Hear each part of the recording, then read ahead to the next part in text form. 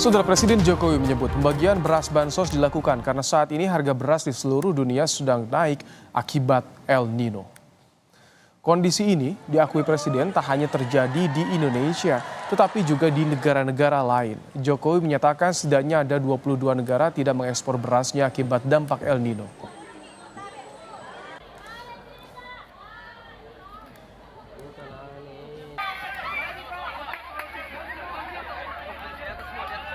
Pasti ibu-ibu dan bapak semuanya diberi bantuan beras 10 kilo, tahu karena harga berasnya udah tahu semuanya. Kenapa harga beras naik? Karena ada perubahan musim, ada El Nino, dan itu dialami bukan hanya negara kita, tapi negara lain juga mengalami hal yang sama, harga beras naik. Menteri Keuangan Sri Mulyani menyatakan pemerintah mewaspadai kenaikan harga beras yang telah mencapai rata-rata Rp15.000 per kilogram. Menurutnya kenaikan harga beras saat ini belum memicu inflasi. Namun jika kenaikan harga beras terus terjadi, bisa membuat pemerintah waspada akan kenaikan harga pangan lainnya.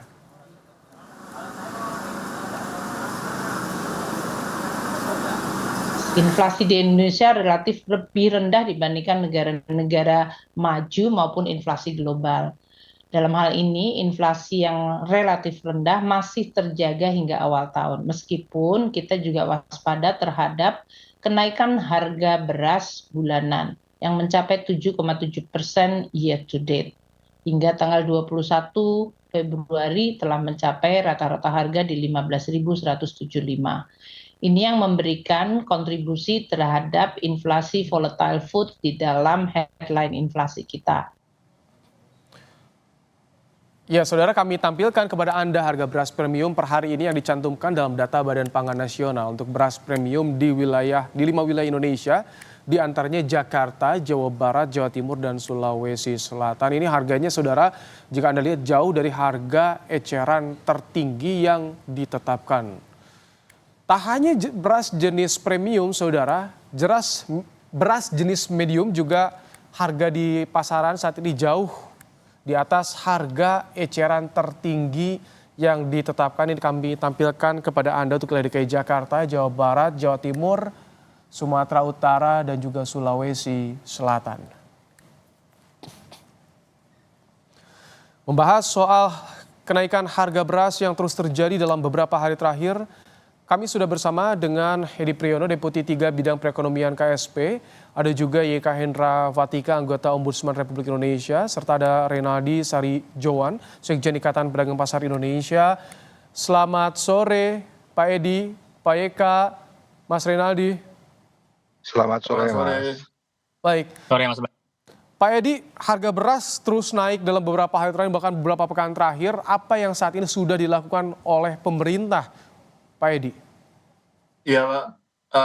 Pertama kan dari tahun lalu sebenarnya ya, ketika tanda-tanda beras mulai naik, itu sudah dilakukan langkah yang pertama, yaitu meningkatkan volume impor.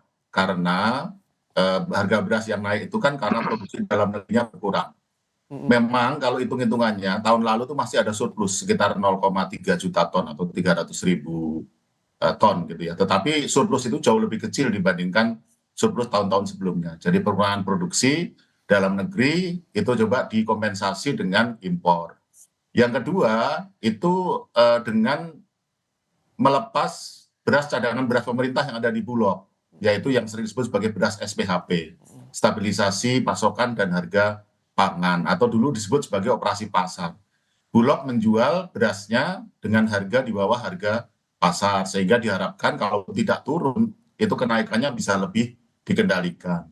Nah kemudian kan ada juga bantuan pangan, bantuan beras ini juga sejak akhir tahun lalu juga untuk saudara-saudara kita yang katakanlah kurang mampu, ada bantuan pangan, sehingga meskipun harga beras itu katakanlah mahal, tetapi mereka masih bisa untuk makan katakanlah dengan menggunakan beras bantuan pangan dari pemerintah.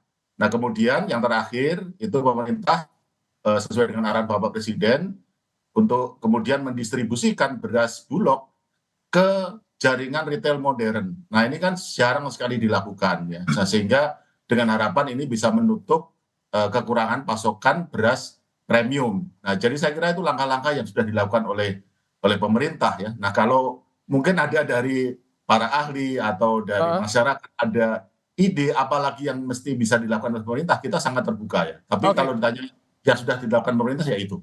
4 langkah tadi sudah dilakukan oleh pemerintah, tapi harganya terus melambung, terus meroket ya. Bahkan ini rekor selama Ya. pemerintahan Jokowi bisa tembus hampir 18.000, 19.000.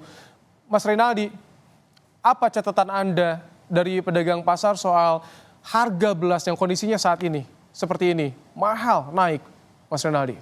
Iya, Mas Baim.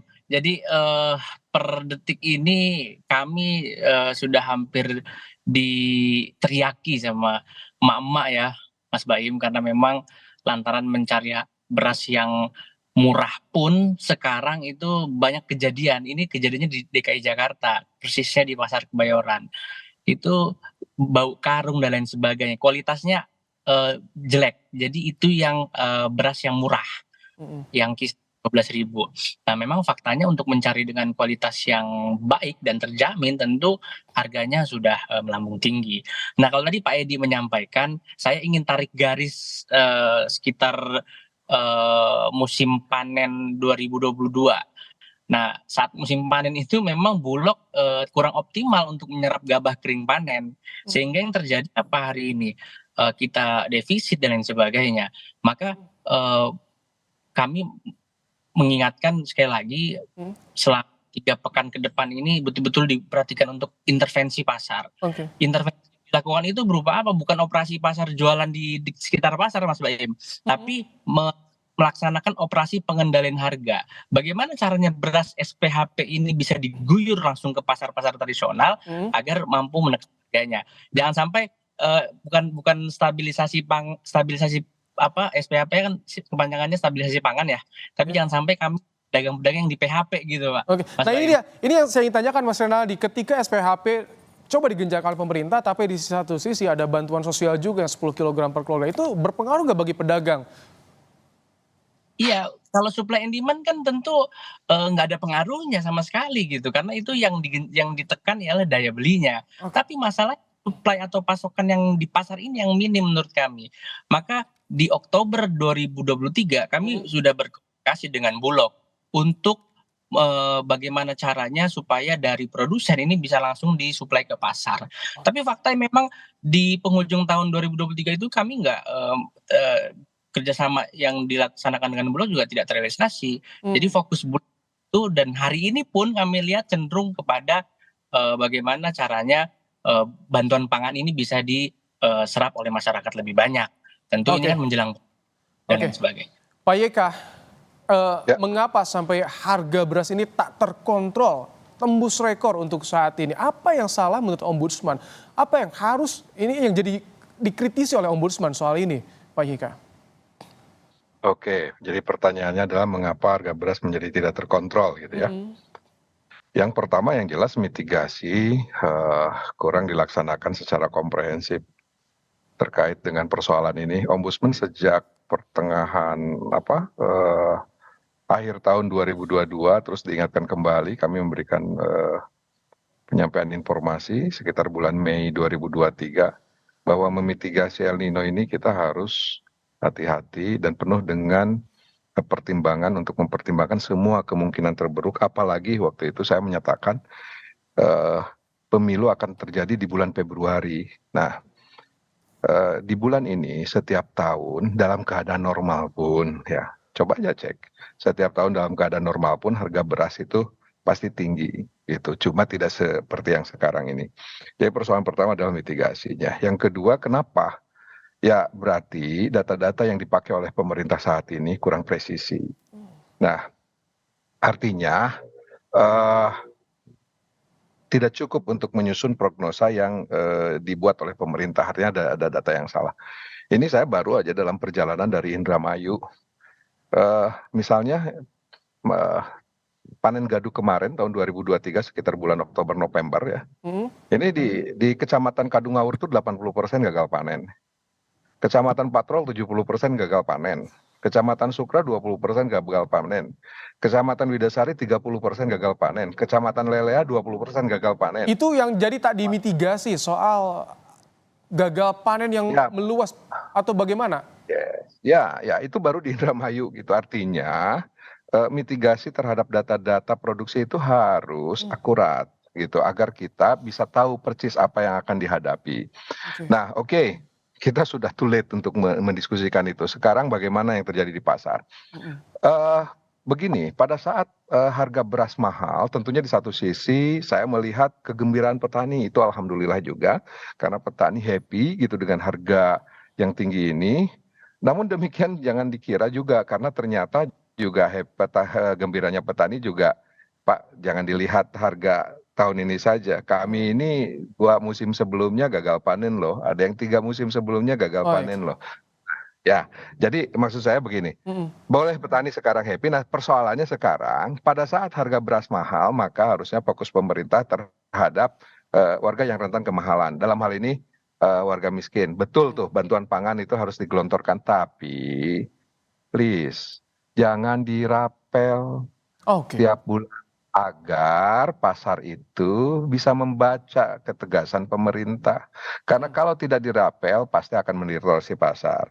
Nah, berikutnya yang ketiga adalah SPHP itu mestinya jangan digelontorkan di tingkat pedagang saja, tetapi Bulog, masyarakat itu sekarang rindu. Bulog itu seperti dulu datang ke kantor, datang ke di kantor Oh, jadi desa, langsung ke masyarakat. langsung ke masyarakat. Oke. Kan persoalannya yang mahal di masyarakat. Kita langsung ke Pak Edi ya. Kita Ya. dengarkan. Pak Edi, tadi ada mitigasi yang tak komprehensif, data yang bermasalah. SPHP juga diharapkan langsung ke masyarakat. Ini kalau seperti ini tak disiapkan dengan matang, kan masyarakat juga yang terdampak nih soal harga beras ini, Pak Edi. Nah, mitigasi itu kan ada dua ya, mitigasi kejadian dengan mitigasi dampak ya. Nah, kalau mitigasi kejadian itu kan artinya bagaimana katakanlah itu kan ada penurunan produksi. Itu kita sudah tahu akan ada penurunan produksi. Januari itu kita dari bulan Desember atau November kita sudah tahu bahwa Januari itu luas panen sesuai dengan kerangka sembilan areanya BBS itu sekitar 330.000 ton. Itu berarti kalau untuk jadi beras itu paling banter 900.000 ton. Padahal kebutuhan beras kita itu 2,5 juta ton per bulan. Februari itu lebih tinggi dari itu tapi masih lebih kecil. Jadi Januari Februari itu kita defisit. Jadi kalau diantisipasi sih sudah saya kira ya. Tapi kalau mitigasi kejadian dalam arti mencegah pengurangan produksi ini yang terus terang memang tidak mudah dilakukan. Oleh karena itu yang dilakukan adalah mitigasi dampak. Nah, mitigasi dampak itu apa? Seperti yang tadi saya sampaikan. Jadi operasi pasar penyaluran beras SPHP ke pasar gitu ya.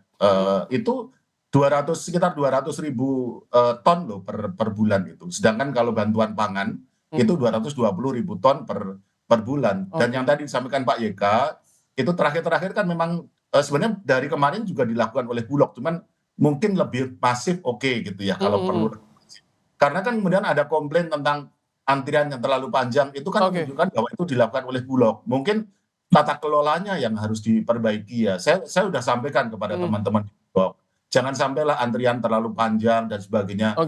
Buatlah itu di gedung, di tenda, ada tempat duduk dan sebagainya seperti itu. Jadi kalau mitigasi dampak, saya kira yang kita lakukan sekarang ini ya mitigasi dampak. Tapi kalau mitigasi kejadiannya memang sangat tidak mudah ya. Dan ya antara lain yang melalui impor tadi itu sebenarnya terpaksa kita ambil opsi itu. Oke, ini sebelum dilanjutkan, kita juga akan mendengarkan bagaimana pernyataan Presiden Jokowi yang bilang kalau bantuan 10 kg beras bagi masyarakat ini akan dibagikan hingga bulan Juni, sedangkan untuk bulan Juli seterusnya akan dilihat nanti anggarannya seperti apa. Kita simak bersama. Januari, Februari, Maret, April, Mei, Juni. Ibu-ibu dan Bapak akan menerima 10 kilo, 10 kilo, 10 kilo, 10 kilo, 10 kilo, 10 kilo. Nanti setelah Juni, saya akan lihat lagi APBN kita. APBN-nya kalau cukup, tapi saya nggak janji loh. Bansos akan dilakukan sampai Juni. Bagaimana dari pedagang, Mas Renaldi? Ketika stok saat ini masih sangat susah, seperti apa nanti akan dirasakan? Iya, Mas Baim, begini, logika sederhananya begini, kalau pemerintah memiliki program stabilisasi harga bahan pokok, tentu kebetulan saya ikut rapat koordinasi terbatas ya dengan Badan Pangan Nasional dan beberapa kementerian lembaga, dan memang disampaikan betul apa yang dibilang Pak Edi, bahwa selama periode Januari, Februari, Maret akan ada penggelontoran beras SPHP sebesar 200.000 ton sebulan. Nah, Oke. logika sederhana, selama 1,5 bulan ini harganya tidak mengalami penurunan, justru malah semakin melambung tinggi. Ini kan masalah berarti. Ada apa penyebabnya? Oke. Apakah distribusinya atau bagaimana? Karena hari ini pedagang mengalami kesulitan dan kami mengurangi volume, Mas Baim, volume jual dari yang biasanya ya, menyetok 50 kilo sampai 100 kilo gitu kan. Sekarang Baik. paling hanya 30 sampai 40 kilo. Kemudian omset kami juga sudah mulai mengalami terjun bebas gitu. Baik, ini Pasca jadi berantai yang dirasakan. Tak hanya masyarakat yang mengkonsumsi tapi juga pedagang soal harga beras yang terus meroket ini. Ini menarik sekali diskusi kita sore hari ini, tapi sayang durasi kita terbatas. Tapi saya ucapkan terima kasih Pak Edi Priyono, Pak YK, Mas Renaldi telah menyampaikan pandangan dan informasi terkini soal kondisi harga beras di tanah air. Kita tunggu ada langkah lanjutan konkret agar bisa menekan harga beras yang terus meroket. Terima kasih Bapak-bapak. Oke, sama-sama. Pak Edi. Selamat sore.